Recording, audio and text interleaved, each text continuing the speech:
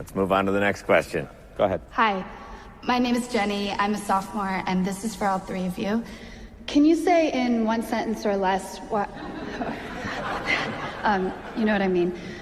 Can you say why America is the greatest country in the world? Diversity and opportunity. Lewis? Freedom and freedom. So let's keep it that way. Will? The New York Jets. No, I'm going to hold you to an answer on that. What makes America the greatest country in the world? Well, Lewis and Sharon said it. Diversity and opportunity and freedom and freedom.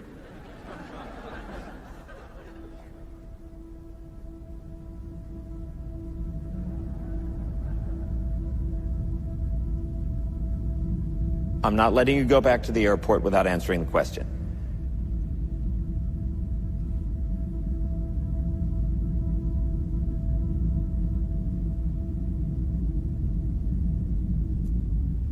Well, our Constitution is a masterpiece. James Madison was a genius. The Declaration of Independence is, for me, the single greatest piece of American writing. You don't look satisfied. One's a set of laws and the other's a declaration of war. I want a human moment from you. What about the people? Why is America Not the greatest country in the world, Professor. That's my answer. You're saying... Yes. Let's talk about... Fine. Sharon, the NEA is a loser. Yeah, it accounts for a penny out of her paycheck, but he gets to hit you with it anytime he wants. It doesn't cost money. It costs votes. It costs airtime and column inches. You know why people don't like liberals? Because they lose. If liberals are so fucking smart, how come they lose so goddamn always? Hey, and with a straight face, you're going to tell students that America is so star-spangled awesome that we're the only ones in the world who have freedom? Canada has freedom. Japan has freedom.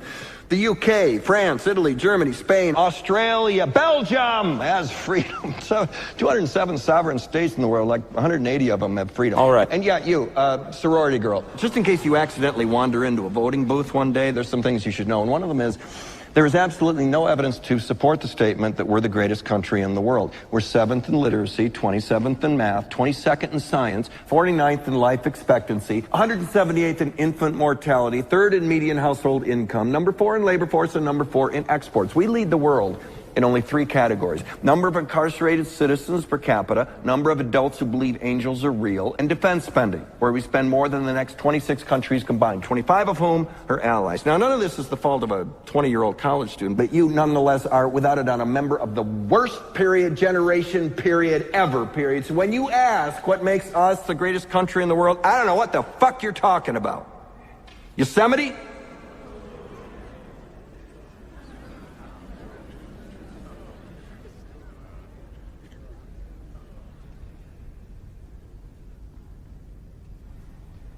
Sure used to be. We stood up for what was right. We fought for moral reasons. We passed laws, struck down laws for moral reasons. We waged wars on poverty, not poor people. We sacrificed. We cared about our neighbors. We put our money where our mouths were, and we never beat our chest. We built great big things, made ungodly technological advances, explored the universe, cured diseases, and we cultivated the world's greatest artists and the world's greatest economy.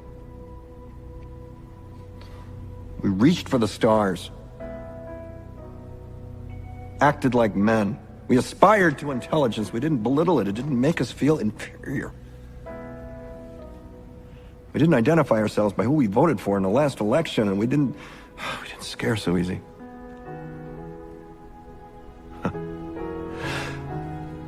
We were able to be all these things and do all these things because we were informed by great men, men who were revered. First step in solving any problem is recognizing there is one. America is not the greatest country in the world anymore.